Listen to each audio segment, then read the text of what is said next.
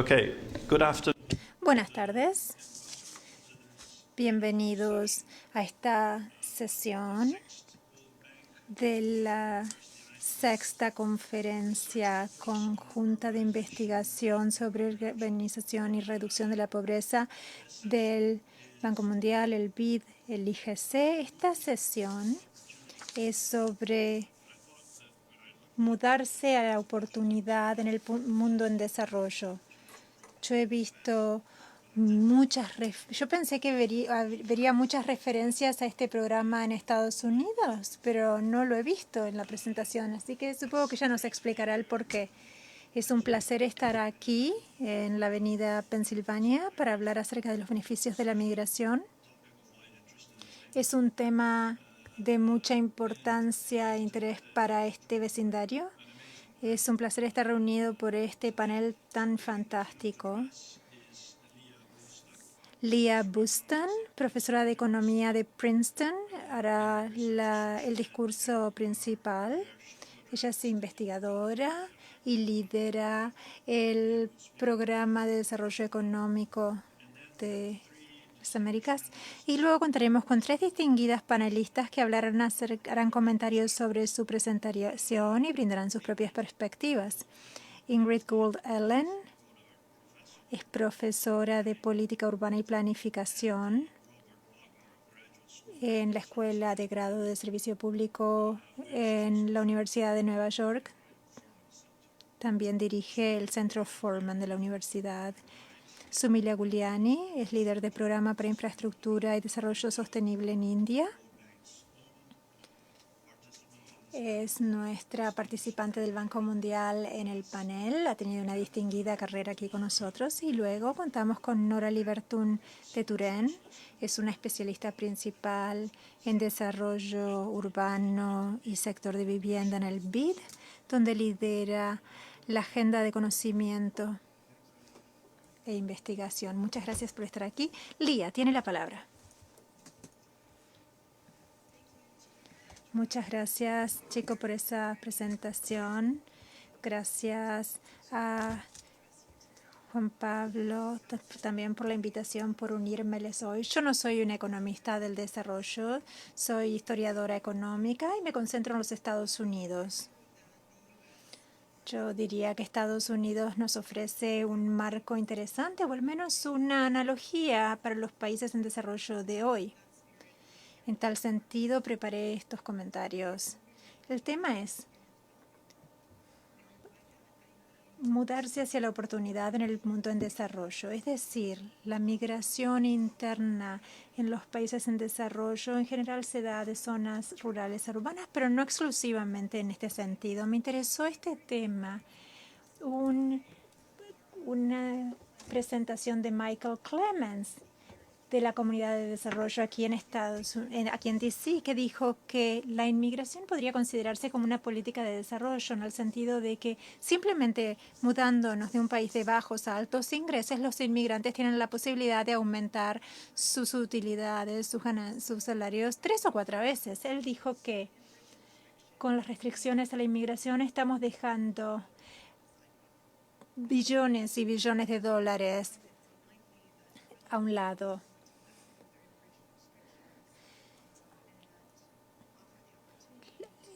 Esto teniendo en cuenta que los países podrían reducir las restricciones y ofrecer la posibilidad de que millones de personas puedan mejorar su situación. En lugar de hacer ello, lo que yo quería preguntar hoy es ¿cuánto dinero estamos ignorando porque tenemos una migración interna ineficiente dentro de los países en desarrollo en sí?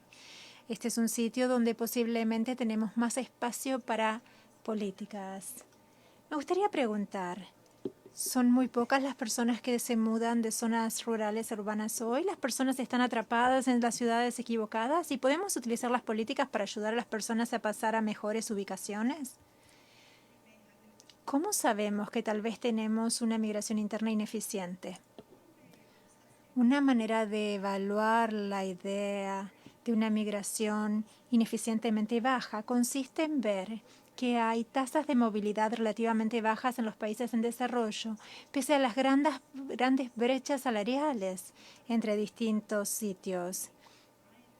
Bryan y Morton utilizaron un modelo estructural para llegar a la siguiente conclusión. Dicen que en promedio los migrantes en Indonesia deben ser compensados con alrededor de un 40% de aumento en sus ingresos para mudarse, en tanto que en Estados Unidos mudarse requiere simplemente un 15% de aumento en las ganancias. Esta conclusión sugiere que hay barreras a la movilidad, si bien no brinda los canales o mecanismos por los que actúan estas barreras. Algunas de las personas en la sala, aquí se hace referencia al documento de Scaramucci y Kohn et al., sugieren una serie de barreras, incluidas los vínculos sociales, también la falta de información acerca de oportunidades en las ciudades, las limitaciones crediticias, tal vez es difícil reunir los recursos para poder mudarse y otras. Pese a estas barreras, ha habido una urbanización sustancial en los países en desarrollo. Para darle cierto contexto, me gustaría comparar la tasa de urbanización en los últimos 60 años con una tasa similar en los Estados Unidos durante un periodo similar de desarrollo. Este gráfico presenta dos ejes. En el eje inferior pueden ver que la escala temporal empieza en 1860.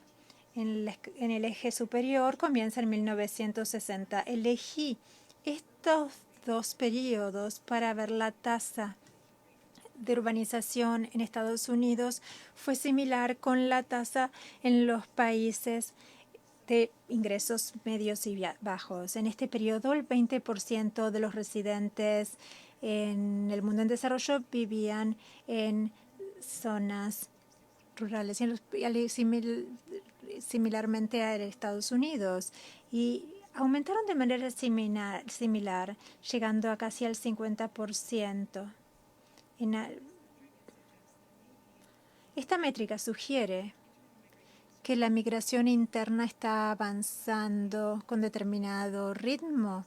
Tanto Estados Unidos como los países en desarrollo se urbanizaban con una velocidad similar. Pero por debajo de esta similitud vemos la potencial de ineficiencias, en el sentido de que hoy nosotros tenemos expansiones importantísimos en tecnologías de transporte y comunicación que potencialmente harían que sea más rentable mudarse a una ciudad. Estados Unidos experimentó este tipo de migración interna sin el automóvil, sin otros medios de transporte, excepto por la última década, y sin el tipo de computarización o tecnologías de la información que hoy tenemos y que aumentan de manera significativa los retornos de vivir en la ciudad. Entonces, lo que se ve como una similitud también podría sugerir una urbanización ineficientemente baja. Durante el resto de mi tiempo me gustaría considerar dos temas. El primero es cómo deberían verse las estimaciones para el retorno de la migración interna. ¿Hay un beneficio económico para los residentes de un país que se mudan de una región a otra? También me gustaría dar datos históricos y de trabajo contemporáneo. Y me gustaría ver qué políticas podríamos utilizar para alentar esta migración. Si los retornos están allí y estamos dejando esa plata sobre la mesa, ¿cómo tener acceso a esto?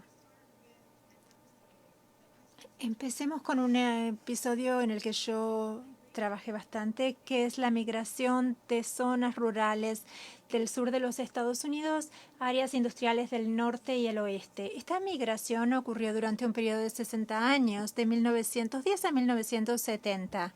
Alrededor de 10 millones de migrantes participaron de este episodio, tantos blancos como negros que dejaban el sur. Muchos de estos migrantes se instalaron aquí en Washington, D.C., y esto tiene especial importancia para nuestra conferencia aquí hoy. Aquí vemos una imagen de una familia que era parte de esta migración. Ellos han empacado todas sus pertenencias van con su auto y están saliendo por este camino sin pavimentar de Estados Unidos. Muchos migrantes hacían este mismo viaje en tren o en autobús.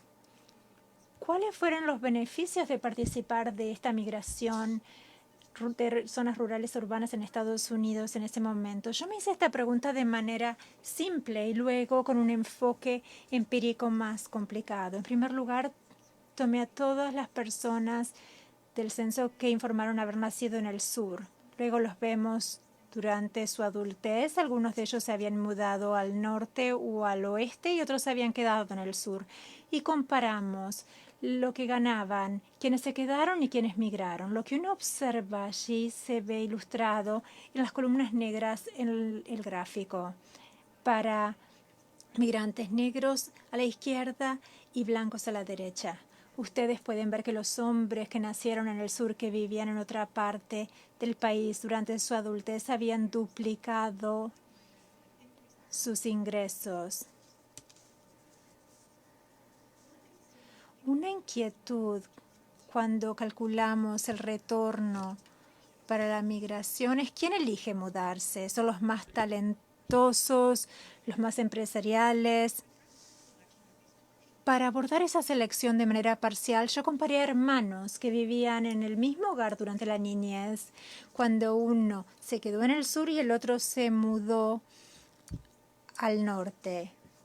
Y ahí vimos estimaciones similares. Lo que parece ocurrir en este contexto, en el contexto de una migración masiva que no fue muy selectiva, fue que en realidad hay un retorno causal asociado con dejar el sur. Hoy se habla mucho de las zonas rurales en los Estados Unidos como sitios de pocas oportunidades. Este es un artículo del Wall Street Journal. Ahí pueden ver una fábrica clausurada en las zonas rurales de Ohio. En general se decía que la movilidad sería una opción. Ya hemos visto datos sobre este tema de la presentación de Diego acerca de tener cuidado y no utilizar simplemente los efectos fijos del individuo, considerando a la persona antes y después de mudarse, sino también pensando en la experiencia acumulada. Hasta donde yo sé, nosotros no contamos con esa información detallada respecto de los Estados Unidos, pero quería hacer referencia a un artículo anterior de Glaser, que está aquí presente hoy, utilizando también datos de panel, considerando a las personas antes y después de mudarse de zonas rurales a urbanas. Hoy en día, este periodo sería de la década de los 80. Glaser y Mayer vieron que sigue habiendo retornos hoy de alrededor de 5 a 10% de aumento en el salario. Es mucho más pequeño de lo que yo veía antes en el proceso de desarrollo de los Estados Unidos, pero sigue habiendo espacio para que haya retornos con la migración interna de zonas rurales a urbanas en los Estados Unidos hoy. ¿Qué ocurre en el contexto en desarrollo? ¿Qué sabemos acerca del retorno de la migración interna en este contexto? Se han utilizado técnicas experimentales para inducir la migración de zonas rurales a urbanas. El primer documento consideró las oportunidades de obtención de ingresos, esto en Kenia, concentrándose en los salarios que podrían obtenerse en Nairobi. Se observó que brindar información daba lugar a la migración. Esto es algo que podemos considerar como posible solución de política. Y aquellos participantes en el estudio a los que se convenció de mudarse ganaban 160% más de quienes se quedaron en su aldea. Esto es más de lo que yo había encontrado con respecto al proceso de Estados Unidos para los migrantes que se mudaron de 1920 a 1940 en los Estados Unidos. En otro experimento se consideró la migración estacional. Brian Chowdhury y Mubarak analizaron el efecto de haber brindado donaciones a las personas para que pudieran mudarse de manera estacional. Aquí pueden ver a este conductor ¿Qué es lo que hacen principalmente en Bangladesh estos trabajadores estacionales? Los participantes del estudio a quienes se los indujo a mudarse aumentaron un 30% el consumo de sus hogares. Por último, también me gustaría señalar otra fuente de información sobre los retornos de la migración interna. Sin la posibilidad de efectuar un estudio randomizado controlado, uno también puede considerar experimentos naturales en la historia que han forzado la migración. Esto puede ocurrir durante un desastre natural o durante otros eventos políticos que requieren que alguien se vaya de una ubicación a otra. Hay una creciente literatura, si bien sigue siendo pequeña, sobre este tema, que parece señalar que el desplazamiento puede tener también efectos positivos sobre las ganancias a largo plazo. Y se piensa que los motivos de esto pueden ser que las personas tienen un vínculo sólido con un lugar, tal vez debido a conexiones con la familia en cuanto a su ciudad natal, por ejemplo. Y hay veces en que si bien ese lugar no es productivo o no cuadra con las destrezas de la persona, puede que queden allí y no aprovechar la oportunidad de mudarse. Tal vez una migración forzada pueda terminar siendo positiva finalmente. Voy a hablar acerca de dos artículos recientes sobre este tema. El primero es el resultado de un injusto evento en los Estados Unidos, que fue el confinamiento de una enorme población japonesa aquí en Estados Unidos. Esto ocurrió a principio de la década del 40 y terminó para 1945. Aquí pueden ver una fotografía de Dothry Elang, que fue tomada en uno de los 10 campos de confinamiento establecidos en Estados Unidos, principalmente en los estados del Pacífico y zonas montañosas. En un artículo reciente se ha comparado a los japoneses que fueron confinados y luego se los comparó con estadounidenses, chinos y con los japoneses que no fueron confinados. Según estos japoneses confinados habían sido residentes de California, Oregon y otros estados del oeste. Los japoneses de la zona este no fueron confinados. Para 1960 vieron que los japoneses que habían experimentado el confinamiento tenían un ingreso anual 10% superior y tenían 8 puntos más probabilidad de cambiar de trabajo, usualmente alejándose del trabajo agrícola. Antes del confinamiento, estas personas vivían en contextos muy segregados, vivían con otras personas de su misma clase. En los campos de confinamiento todos vivían juntos. Entonces él decía que en un área típica podría haber familias de productores agrícolas que tenían bastante buena posición económica, tal vez dentistas, tal vez otros productores agrícolas pobres, y esto daba lugar a que se generaran nuevas redes. Aquí vemos el resultado de la erupción del Eldfell en 1973 en la costa de Islandia. Esto es el objeto de otro artículo de Nakamura, Sigurdsson y Steinson. Tras este desastre natural, se siguieron los efectos de la erupción. Vieron que el volcán destruyó el 30% de los hogares en este pueblo pesquero pequeño pero muy rico. Si el hogar había sido destruido, la persona tenía más del 50% de probabilidades de mudarse. Entonces, la destrucción es el factor que hizo que algunas personas se mudaran y otras no. Vieron que los trabajadores jóvenes que se mudaban tras el evento tenían $27,000 más de ingresos al año, es decir, un 47% de retorno tras haberse mudado. Y ustedes pueden ver aquí el quintil de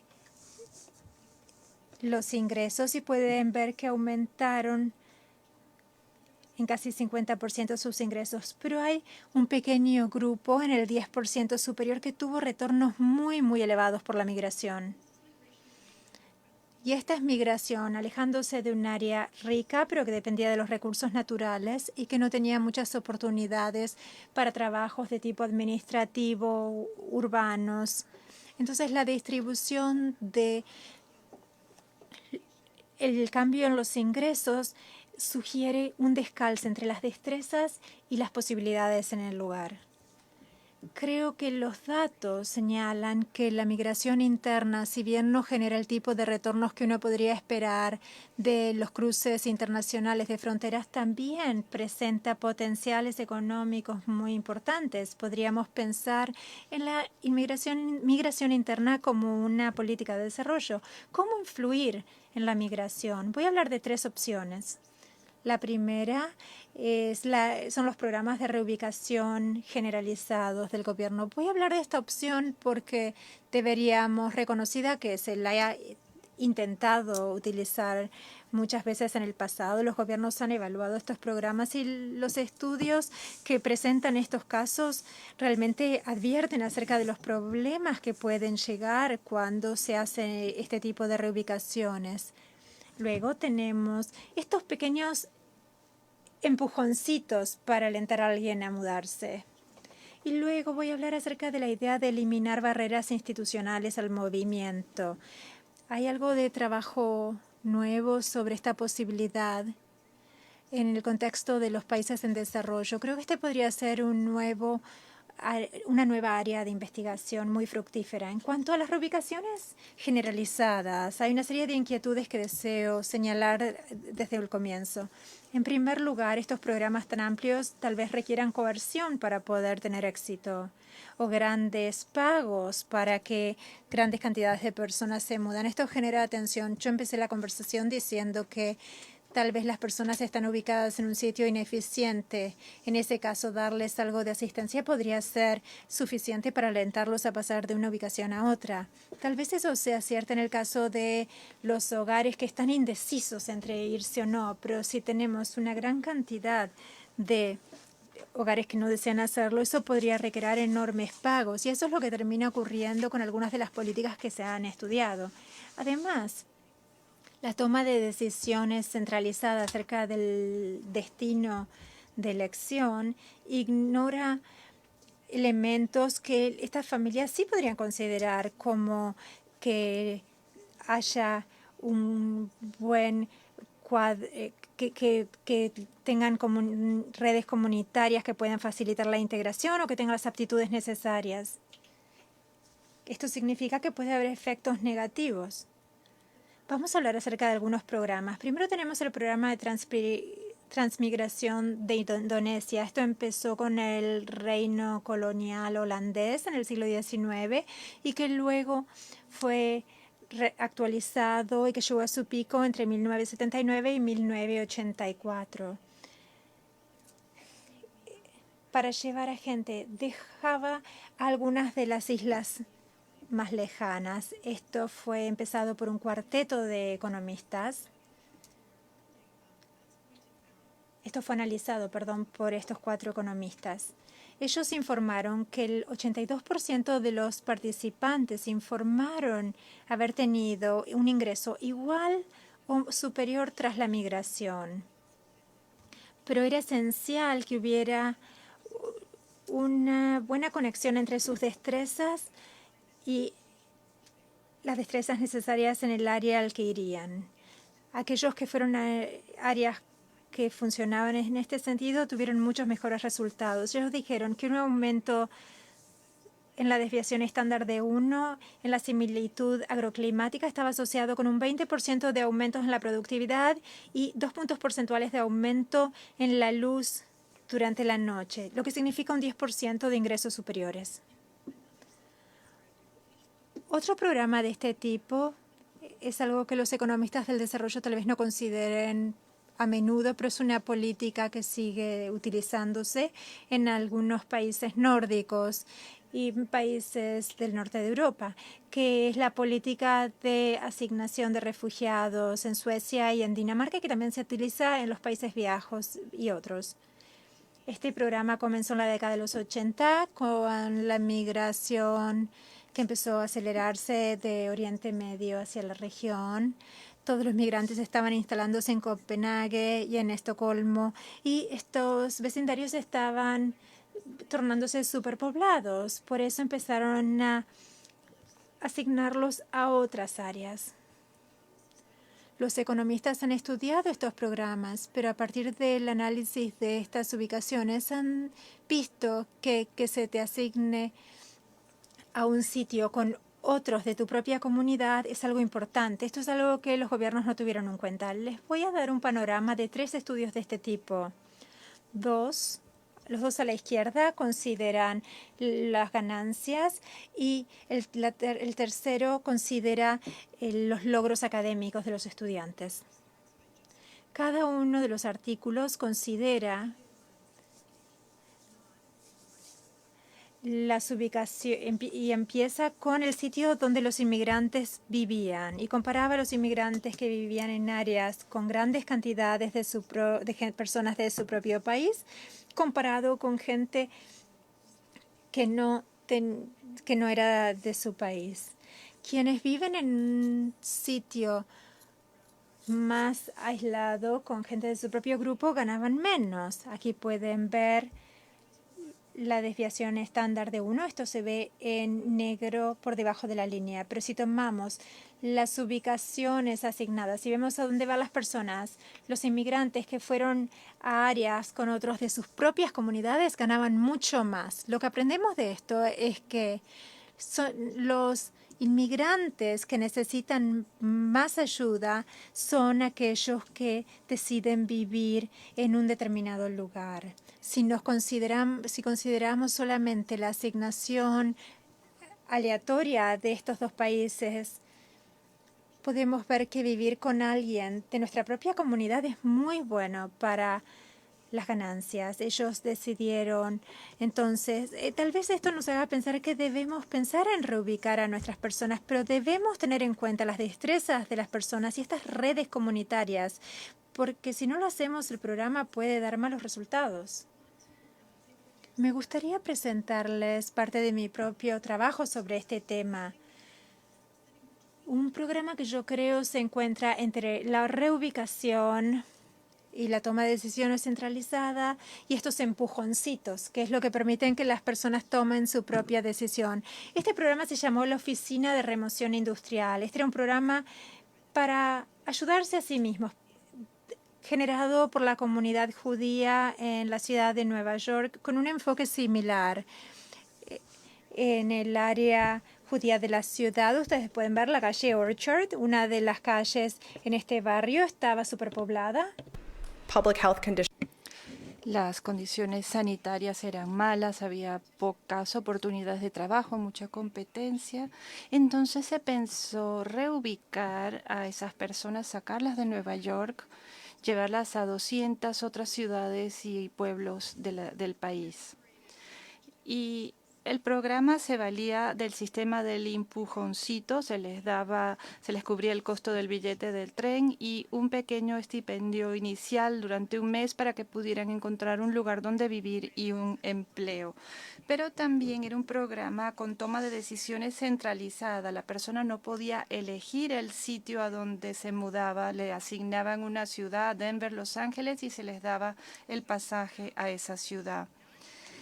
Entonces resulta que el aspecto del empujoncito funcionaba bien, pero la toma de decisiones centralizada no. Entonces, en cuanto al empujoncito, aquí estoy comparando un grupo de control, residentes judíos de ese barrio de inmigrantes, esto aparece en gris, no se les dieron incentivos para irse de Nueva York comparados con los participantes de este programa, también del mismo barrio, también judíos, pero se les dio ese pasaje para irse de la ciudad. El 60% de los que recibieron el incentivo se fueron. Pero en cuanto a mudarse al sitio asignado, si se les da seguimiento unos 8 años después de su migración inicial, solo el 10% de ellos seguía viviendo donde se les había asignado. No volvieron a Nueva York, pero no necesariamente se habían quedado en Cincinnati si ese no era el mejor lugar para ellos. Y para comparar el programa de Bangladesh, esos aldeanos que no recibieron incentivos para marcharse a la ciudad, el 30% de ellos lo hizo por su cuenta comparado con el 60% que recibió el estímulo. Así es que la similitud en las estimaciones de cómo funcionan estos empujoncitos pueden ser comparables. En cuanto a los que se les indujo a marcharse de Nueva York, pueden ver que estos residentes ganaban mucho menos al inicio. Ganaban el 10% menos que el grupo de comparación. Esa es la barra en negro. Y los participantes, estos son los participantes que se marcharon de Nueva York y permanecieron fuera de Nueva York. Luego, 10 años más tarde, ¿qué les ocurrió? Ya se ha borrado mucho de la desventaja y si nos centramos en el grupo que permaneció fuera de Nueva York, están ganando el 3 o 4% más. O sea que irse de Nueva York fue un empujoncito que dio buen resultado en cuanto al ingreso y este efecto repercutió un poco sobre la generación siguiente. Y en cuanto al programa IRO en la historia y los experimentos que mencioné de Bangladesh y de Kenia, vemos que estos pequeños empujoncitos pueden dar buen resultado. En Bangladesh el programa les daba una donación de $9, el 3% de su ingreso anual, muy similar al programa IRO, e incrementó la migración en un 60%. En Kenia sencillamente se les dio información y aumentó la migración en un 40%. Pero en Bangladesh dar información no dio resultado. ¿Por qué la diferencia? Quizás una migración estacional ya hace que llegue mucha información a la aldea. La gente ya sabe cuáles son las oportunidades, pero tienen otros limitantes que les impiden participar. Por último, quería plantear una posibilidad de que las políticas gubernamentales pueden representar barreras a la migración y en vez de dar impulsos o empujoncitos a familias, se puede pensar en reducir esos obstáculos a la movilidad. Leyes de zonificación, restricciones en cuanto a oferta de la vivienda y en algunos casos, especialmente en países excomunistas, pueden incluir un control directo sobre la migración interna. Vemos el caso de los Hukou en China, donde para vivir en cierta ciudad uno tiene que estar registrado y tener licencia para hacerlo. Ahora voy a hablar de un trabajo en el que pensamos en qué ocurría cuando se eliminaba el aspecto del Hukou de los subsidios. Este trabajo compara a los residentes rurales con acceso a estas ciudades desreguladas donde podían mudarse libremente a residentes rurales que no tenían esa opción. Un residente rural en teoría tiene acceso a cualquier ciudad, pero los residentes rurales es más probable que vayan a un sitio que a otro y las redes de migración ya están establecidas. Estas se establecieron durante un periodo anterior cuando los residentes urbanos se veían obligados a vivir en zonas rurales durante unos años. Y al aumentar estas redes, aumenta la probabilidad de la migración después de la reforma Hukou. Entonces, antes estas oportunidades de migración se habían cerrado, pero después de la reforma la migración aumentó en un punto porcentual sobre la base del 16% y luego se da seguimiento a las familias. Aquellos que tienen un migrante urbano tienen ciertas ventajas. Entonces, quiero concluir y luego pasar a nuestro debate del panel diciendo que hay realmente mucha evidencia, muchas pruebas a que hay altos beneficios en cuanto a la migración interna. Por eso a veces basta con un empujoncito a familias interesadas en participar, pero les falta quizás los fondos iniciales para poder participar. En la historia vemos que la determinación central en cuanto a dónde debe mudarse la gente no es viable en muchos casos, por lo que hay que buscar situaciones en las que un pequeño empujón puede ayudar a la gente a elegir su propio sitio óptimo teniendo en cuenta sus capacidades y sus redes comunitarias particulares. Gracias.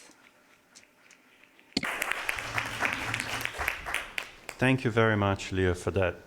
Muchas gracias, Lea, por esta ponencia tan rica, interesante y estimulante. Vamos a pasar ahora al debate entre nuestros panelistas, los organizadores han hecho llegar a los panelistas 3 preguntas que tienen que ver con las fuerzas que impulsan o obstaculizan la migración a las ciudades, es decir, las causas de esa movilidad, los obstáculos, las consecuencias sociales o económicas de este movimiento y posibles respuestas en cuanto a políticas.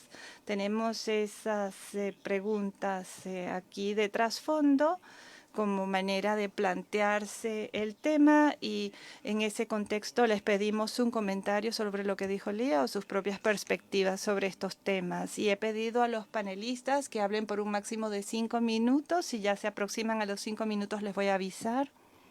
Adelante, por favor. ¿Me escuchan? Muy bien, buenas tardes. Gracias, Lía, por esa charla tan fantástica. Quiero pedirles disculpas de antemano. Yo trabajo en el ámbito de Estados Unidos, así es que estaba un poco nerviosa de venir al Banco Mundial solo para hablar de Estados Unidos y yo trabajo mucho en cuanto a migración dentro de las mismas ciudades, de un barrio a otro. Esa es mi perspectiva. Obviamente, en Estados Unidos, y Lea hizo mención de esto, hay más altos niveles de urbanización y de movilidad que en muchos otros países. Sin embargo, hemos visto un descenso bastante drástico en la movilidad en los Estados Unidos en las últimas décadas. En 1985, 1 de cada 5 residentes de Estados Unidos se mudaron. En 2018, menos de 1 de cada 10 residentes de este país se mudaron. El 2018 fue el año que registró el menor nivel de movilidad desde 1948, cuando se empezó a realizar el censo y teniendo en cuenta la movilidad. Y esto es en general, en todos los subgrupos, razas, géneros, edades, si tienen propiedades o no, todos se están mudando menos. Y no queda claro, y esto lo subrayó Lea en sus comentarios, si se trata de algo negativo necesariamente. Es muy difícil entender cuál es el nivel más eficiente de migración. Yo trabajo en cuanto a políticas de viviendas, donde la obsesión es permitir que la gente se quede en sus casas, y luego hay otros que hablan de cómo permitir que la gente salga de sus casas y se muda. Pues quizás la gente tiene vínculos, lazos fuertes con sus comunidades y pues ahora quizás eso es algo que estamos viendo más, pero parte de este descenso en el número de personas que migran también tiene que ver con limitantes, con obstáculos, en particular para trabajadores menos cualificados que no solo tienen menos probabilidades de mudarse en general, sino que pocas veces pueden hacer una transición a zonas de altos ingresos y altas cualificaciones en los trabajadores. Esto en Estados Unidos. Y hay varias limitantes, son muchos factores, pero uno clave puede tener que ver con los mercados de vivienda y reglamentos en cuanto al uso de los terrenos, y esto está encareciendo todo y está impidiendo que algunas personas accedan a esos mercados, pero también hay falta de información. Sigue habiendo discriminación también. Y esto quizás no esté moldeando las decisiones de las personas tanto como lo hacía hace años, pero sigue siendo cierto que esta discriminación contra familias de color y también en cuanto a viviendas con subvenciones al alquiler es algo que les afecta también. Y como sugirió Lea, puede ser que estemos dejando de lado oportunidades que puedan ser útiles para los hijos y no para los padres. Y aquí quiero hablar de mi perspectiva. Hemos estado hablando de cómo la movilidad afecta a los trabajadores, o sea, a la generación actual, pero mi trabajo se centra mucho en los hijos, en esa generación siguiente. Y no mencionó Lea al programa Mudarse hacia la Oportunidad, donde a las familias, a los niños de familias de menos ingresos que reciben un subsidio para la vivienda, cuando se les permite, se les ayuda a mudarse a una zona de menos pobreza, tienen mucho mejores oportunidades en cuanto a su educación, etcétera. Y también hay pruebas de que hay mayor segregación según las destrezas, según las aptitudes, y eso podemos decir que es problemático según lo que hemos visto. Y desde el punto de vista político, por ejemplo, podemos ver que a medida que este tipo de segregación ha aumentado, también ha aumentado la segregación política. Y hay unos politólogos que dicen que esto puede estar polarizando aún más nuestra vida política en este país. Si uno, sin embargo, vive cerca de personas diferentes, que quizás tienen ideas políticas diferentes, uno aprende mejor a llevarse bien con ellos que si vive lejos de todos los que no piensen igual que uno. Entonces, ¿qué hacemos al respecto? Creo que Lea nos estableció una estructura muy bien hecha como manera de plantearnos el problema. En este país, ¿quién sabe? No debo decirlo, iba a decir que no vamos a ver programas de reasentamiento generalizado por parte del gobierno, pero quién sabe, puede haber, puede darse esto. Podemos hablar de eliminar barreras a la migración.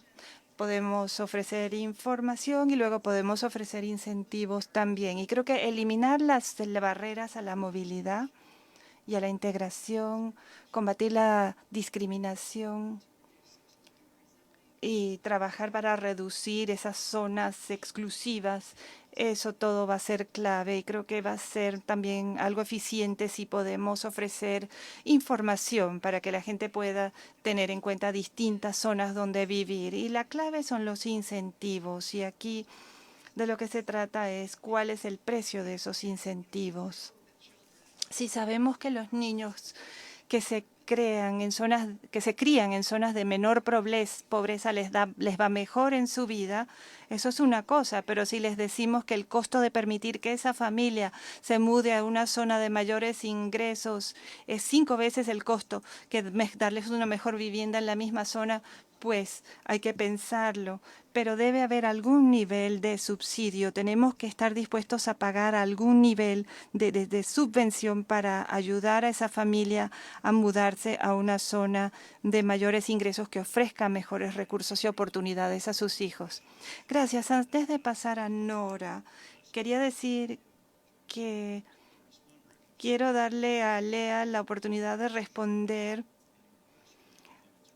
antes del próximo comentario, y ustedes también del público, si tienen alguna pregunta para Lea o para algún panelista, pueden ir preparando sus comentarios o preguntas. Gracias por la presentación, Lea e Ingrid. Gracias por su punto de vista. Yo quiero hacer lo mismo en nombre de la región latinoamericana y caribeña. Esta región es muy urbana, ha sido urbanizada desde hace unos 50 años y vemos migración entre ciudades, ya no tanto de zonas rurales a urbanas. Y esto afecta al tipo de familias que vemos y qué es mudándose y qué es lo que ha ocurrido con la organización. Y en este sentido quisiera volver a la ponencia del día. ¿Cuáles son las características de las familias que se desplazan? Tenemos esos factores que nos empujan y que tiran de nosotros. Tenemos los factores típicos, la violencia y la economía, pero hay otros también, hay otros factores. Cada vez más vemos fuerzas ambientales que impulsan a la gente a mudarse. Eso no lo habíamos visto mucho hasta ahora, pero lo vamos a ver más y más. Se mudan las familias de un sitio a otro debido a falta de o exceso de agua. También el tema de la calidad de vida, por ejemplo, congestión, transporte y qué papel desempeña aquí la infraestructura.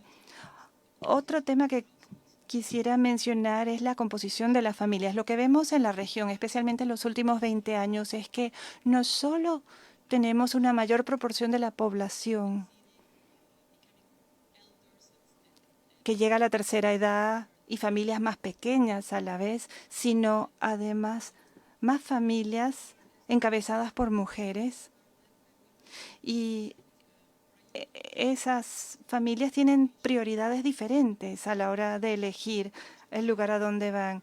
Los servicios que van a elegir, a lo que le van a dar prioridad es diferente y esto afecta las decisiones en cuanto a dónde mudarse. Por ejemplo, hemos visto muchos casos de políticas de vivienda que promueven el acceso a vivienda y fracasan porque no están promoviendo el acceso a servicios, que es lo que la mayoría de las mujeres que son jefes de familia buscan. Buscan transporte, redes sociales.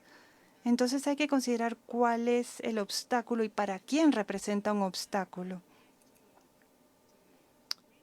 Otro tema que quería plantear tiene que ver con la migración, que a veces estudiamos a los que emigran, pero no a los que se quedan y por qué lo hacen. Por ejemplo, un migrante tiene probabilidades de que aumente su ingreso, pero ¿qué ocurre con quienes permanecen en la misma localidad? ¿Qué ocurre con la infraestructura que permanece ahí, con la vivienda que permanece ahí?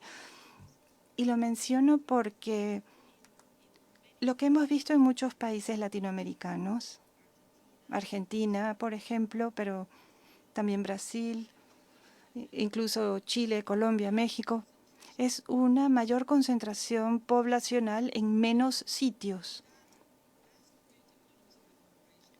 Y así se crean economías de aglomeración si tenemos la tecnología correcta, pero nos preguntamos qué ocurre con los sitios de donde se ha ido esta gente. Y es algo que deberíamos estudiar. Me gustaría ver un estudio no solo de quienes aceptaron el programa, quienes aceptaron emigrar, sino también de quienes no lo aceptaron y cuál ha sido también el efecto general en el desarrollo nacional y en las familias mismas. Gracias, Nora. Samila. Muy bien, muchas gracias. Es un gran placer estar aquí y ser parte de este panel. Gracias por sus interesantes comentarios. Cuando nos invitaron, se habló de un debate, pero parece que no estamos debatiendo, sino que estamos todos alineados. Volvamos a lo que decía Chico. Hoy hemos estado debatiéndonos, conversando sobre el rendimiento de la migración y su importancia. Lea presentó datos, Diego también explicó que a veces es mejor mudarse de una ciudad pequeña a una mediana a una grande en España y cuantificó los beneficios de estos traslados. Pero esta es una estimación técnica de los beneficios económicos de la movilidad. Pero parece ir contrario al discurso político a nivel internacional y nacional en muchos sitios. Como dijo Chico, nos encanta la migración en Washington. Ahora todos sabemos lo que significa eso.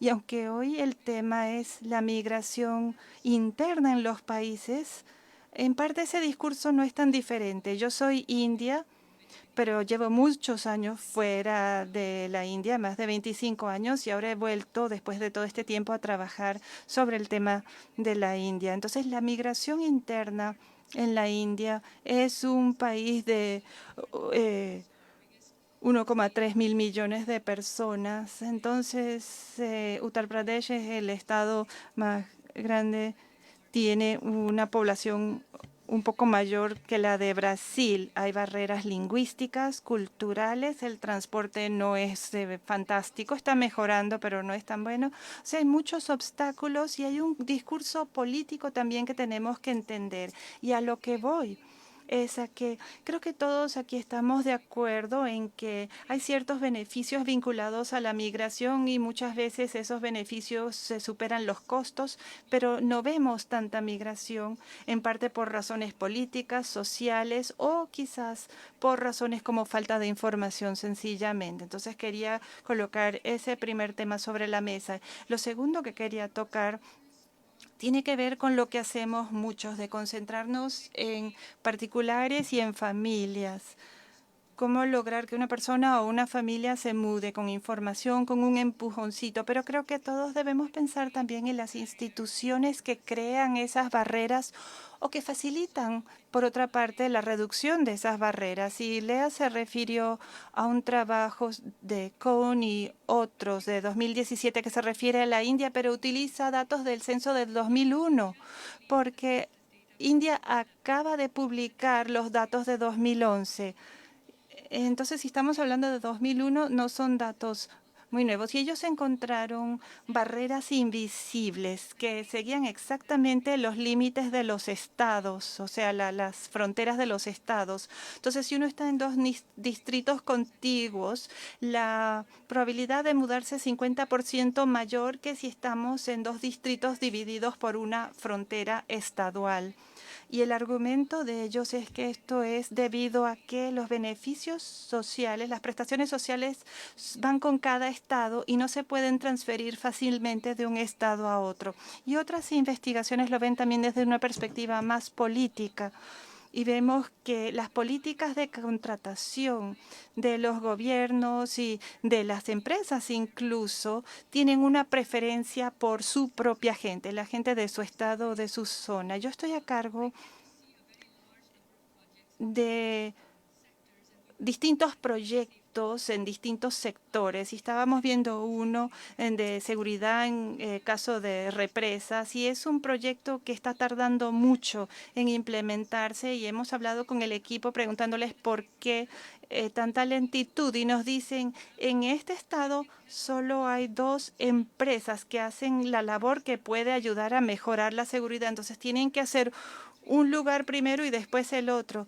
Pero son mucha gente, tiene que haber otros contratistas. Y me miró como si fuera un marciano y me dijo, pero ellos solo van a contratar gente de ese estado y solo hay estas 2 empresas que lo hacen.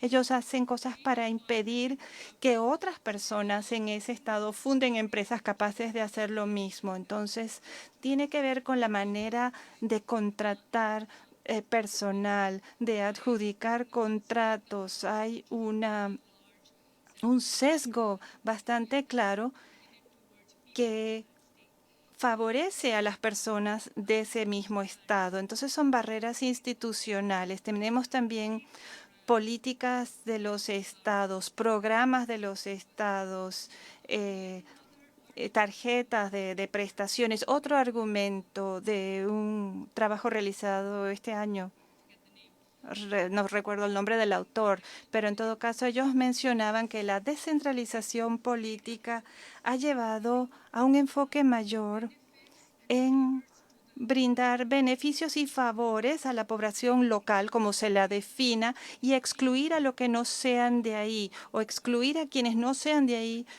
como extranjeros o personas que vienen a competir por empleos u otros recursos escasos. Y entonces ahí estos elementos se unen y crean barreras. Sería interesante investigar eso. Y 2 colegas han mencionado la vivienda y los servicios. Una de las manifestaciones visibles de la migración interna en los países que se urbanizan rápidamente, como la India y otros países en África, por ejemplo, son los tugurios, las favelas, son zonas que no están recibiendo los servicios necesarios, tienen malas redes de transporte para intentar conectarse a empleos, etcétera. Y quiero mencionar muy brevemente 2 otros tipos de instituciones que merece la pena estudiar. Los reclutadores que van a las ciudades, aldeas, a ayudarse a la gente a ayudar a la gente a mudarse, ayudar a las empresas a contratar ahí. Se ha escrito mucho sobre eso y creo que hay que verlo también desde la perspectiva de la migración interna. Y por último, quería comentar que se nos pidió que habláramos acerca de políticas que puedan facilitar la movilidad. Y pues podemos hablar de eso cuando tengamos la sesión de preguntas y respuestas. Pero hay algo que se ha demostrado muy claramente en Estados Unidos.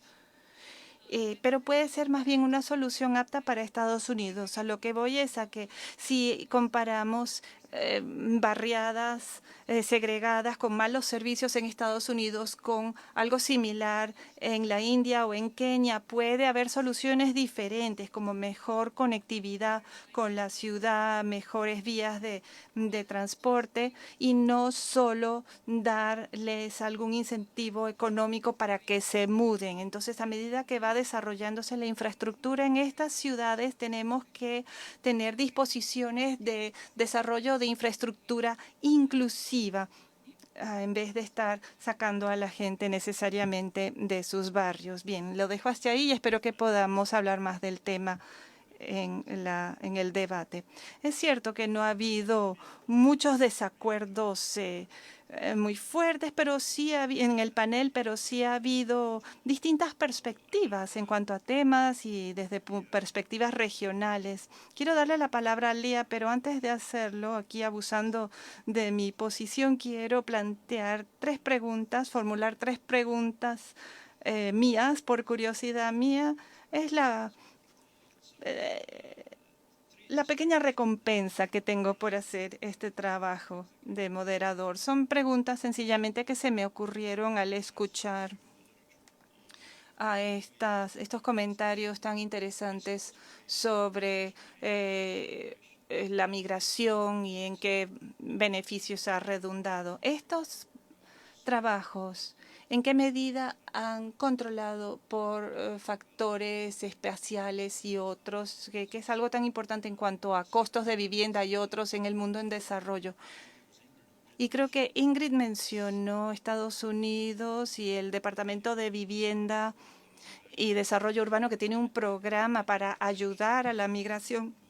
Y esa evaluación que se realizó, como sabrán muchos de ustedes, se concentraba en muchas otras variables, no solo los ingresos, sino salud mental, situación de los niños, etcétera. En los países en vías de desarrollo se ha hecho alguna investigación similar y aparte de eso, además de eso, la gente hoy en día se está tomando más en serio el tema de la felicidad, del bienestar, algo más subjetivo. Se ha estudiado esto, ha aumentado el bienestar de estas familias, además de haber aumentado su ingreso. Y observarán que no soy economista urbano, pero cuando pienso en la economía urbana, pienso en factores externos también, la aglomeración por un lado, pero por el otro lado tenemos la congestión también.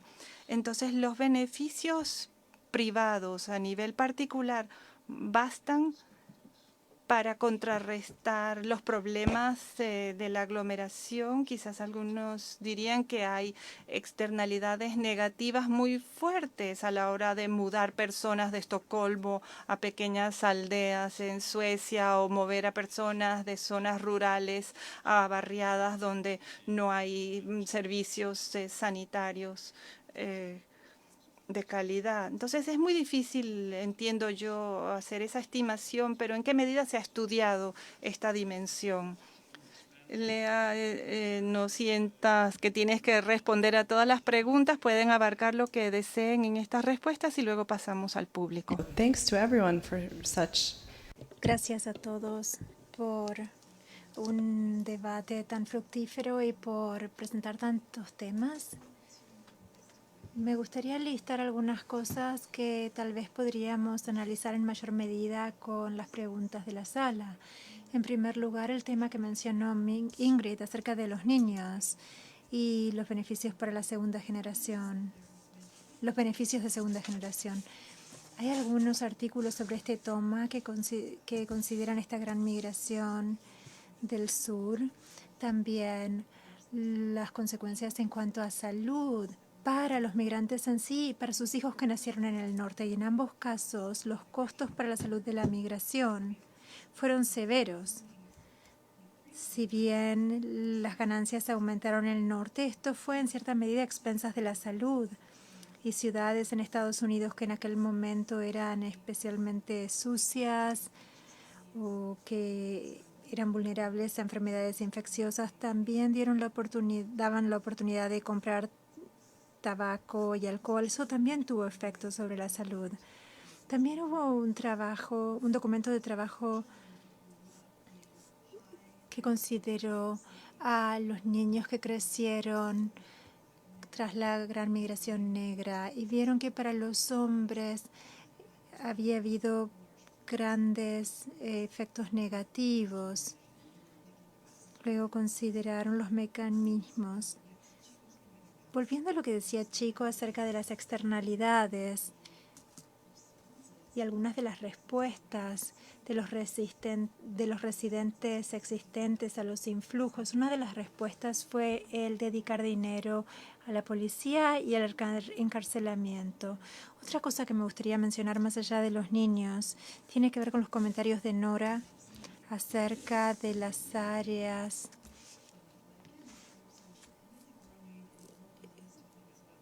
de donde se proviene.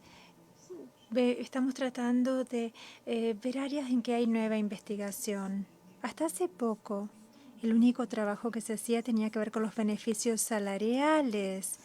Si uno pierde muchos migrantes que van a la ciudad, eso significa menos trabajadores en la zona rural y mayores ganancias para las personas que se quedan allí, que no tienen que competir con tantos otros trabajadores. Pero cada vez más ha habido nuevo trabajo sobre los efectos políticos en estas áreas de donde provienen los migrantes, que consideran, por ejemplo, cómo al empoderar a las personas con pocas destrezas a medida que aumentan los salarios, tal vez estas personas puedan tener mayor beneficio desde el punto de vista político. Otro punto que me gustaría mencionar, volviendo a las barreras institucionales que mencionó Sumila, yo hablé acerca de los permisos de construcción y otros elementos que tienen que ver con el sector inmobiliario. Sumila habló de las políticas laborales que hacen que tal vez sea difícil conseguir un trabajo en un nuevo estado o ciudad. Por ejemplo, lo que tiene que ver con licencias para ejercer determinadas profesiones en Estados Unidos, y creo que en los contextos de los países en desarrollo eso también es aplicable. Eso también puede dificultar la mudanza de un sitio a otro. Creo que nosotros hemos hablado un poco de las externalidades, así como también sobre otros resultados. La salud es uno, es muy importante. También el bienestar subjetivo, el bienestar y por último el costo de vida. Todos los estudios a que hice referencia, cuando había retornos de más del 100%, podemos decir que esos retornos eran reales en términos nominales, 100% o más en ganancias. En términos reales, probablemente menos debido al costo de vida, pero recuerden que la vivienda es el punto más importante que va a variar de un lugar a otro, y esto en general es el 30% del presupuesto. Incluso si la vivienda es 2 veces más cara en la ciudad, cuando uno tiene una duplicación en las ganancias, aunque aumente el costo de la vivienda por esa cantidad, uno todavía va a estar en una situación en que va a tener un retorno real. Algunas de las otras estimaciones que eran un poco más bajas tal vez no estén en esas tal vez no haya una ganancia real, pero dado que estos números son tan importantes, van a reflejar un retorno real. Muchas gracias, Lía. Ahora vamos a dar la palabra a la audiencia. Si tienen preguntas, les pediré que se acerquen a los micrófonos y si pueden hacer fila detrás de quienes están junto al micrófono, eso va a ahorrar tiempo. Me interesa muchísimo, yo no pude escuchar la charla en su totalidad, pero me interesa mucho esta idea acerca de la capacidad de las ciudades para gestionar la migración, más allá, por ejemplo, con respecto a infraestructura, transporte, datos, cambio climático en general. Las ciudades en muchas naciones, en el continente africano, en América del Sur, no pueden enfrentar esta migración y el aumento poblacional. ¿Qué investigaciones están haciendo al respecto? Si mejora el ingreso o no. Bueno, ¿quién está diseñando esta nueva ola para que las mujeres estén estructuradas de esta manera que puedan administrar esto? Esta es la gran pregunta de la urbanización mundial. Vamos a recibir 3 preguntas y luego las responderemos. Soy Angela Peshan de la Universidad Howard. Tengo una pregunta doble, así que puede contarla como 1 o 2. Una pregunta es para Ingrid, que se especializa en Estados Unidos. Yo creo que ustedes han oído hablar de octubre 2020, donde tenemos que tener una estrella en nuestra licencia de conducir. No podemos subir a un avión a menos que tengamos un pasaporte. En otras palabras, un tipo de identificación más importante. Me gustaría saber qué piensa al respecto. Algunas personas no tienen pasaportes, no pueden pagarse un pasaporte. Todos están tratando de recibir esta estrellita en la esquina derecha de su licencia de conducir y lo que eso va a hacer para la movilidad. Esa es la única pregunta que voy a hacer. Soy Ann Miller de la Universidad George Mason. Mi pregunta tiene que ver con la presentación del día. Yo hablé de varios programas de reubicación para los sin techo, por ejemplo, de la costa oeste a Hawái y otras áreas de clima cálido. ¿Hay investigación que conozca acerca de este tipo de programas y qué tipo de consecuencias se han observado en estos programas? Antes de responder las preguntas, tenemos preguntas en línea también. Voy a elegir una de estas 3 para Sumila. Usted mencionó la descentralización política que ha sido para beneficio de las poblaciones locales. ¿Cómo reconciliar esto en países multiétnicos en que las relaciones raciales tienen mucho impacto? No lo especifica en relación con qué, sin embargo, quien hace la pregunta. Me gustaría mencionar que antes de la gran migración negra, las ciudades estadounidenses estaban recibiendo a millones de migrantes de Europa. A partir de 1850, pero esto aumentó en 1880 y hasta que se cerró la frontera en la década del 20. Esos migrantes fueron 35 millones, algunos fueron a zonas rurales, pero la mayoría se quedaron en las ciudades. Y fue en ese periodo exactamente que las ciudades estaban invirtiendo en tecnología de agua potable que tenemos hoy. Cuando se rompe una de estas tuberías, nos damos cuenta a veces que es una tubería que provenía de esa época. También se crearon en esta época los cimientos para nuestros sistemas de subterráneos. Una pregunta interesante es cómo fue que podían construir a un costo razonable esa infraestructura. Hoy parece un costo prohibitivo. Hay un nuevo artículo de Leah Brooks y su coautor que aborda ese tema en particular al pensar acerca de construir una milla de autopista en Estados Unidos y por qué es tanto más caro hoy hacerlo que en el pasado.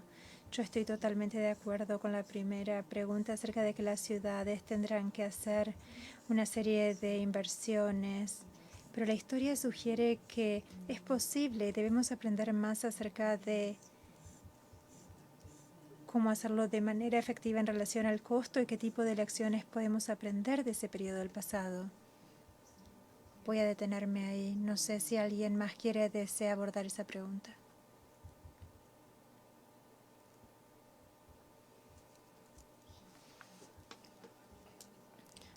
Para ser honesta, no he seguido plenamente. No voy a poder representar de manera justa ambas partes del argumento, pero en este contexto creo que agregar barreras a la movilidad es potencialmente algo que preocupa. No sabemos que no toda movilidad es necesariamente buena, pero por otro lado, agregar barreras es más que un empujón, en lugar de un empujoncito, bueno, es lo contrario. Desde un punto de vista económico no es óptimo. Gracias. Me gustaría hablar acerca de la capacidad de las ciudades para lidiar con la migración. A mí lo que me sorprendió de la presentación de Lea es que ella habló acerca de qué podemos hacer, qué pueden hacer los formuladores de política para que ocurra esta migración interna.